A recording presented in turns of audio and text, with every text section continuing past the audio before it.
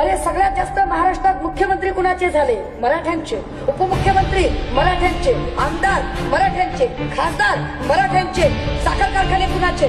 मराठ्यांचे. दूध डेअरी कुणाची? मराठ्यांची. Oil mill कुणाची? मराठ्यांची. पेपर मिल कुणाची? मराठ्यांची. बागायत समिती कुणाच्या? मराठ्यांच्या. शाळा कॉलेजेस कुणाचे? मराठ्यांचे. आणि म्हणूनच आम्हाला मराठे म्हणतात. माझ्या मानी मराठ्यांनो,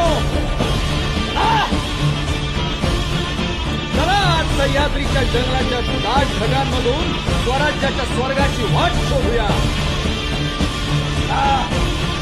चला आज आभाळातल्या चंद्राला आपल्या 600 समशेरीच्या 600 चंद्रकलांचं दर्शन आपण करवूया.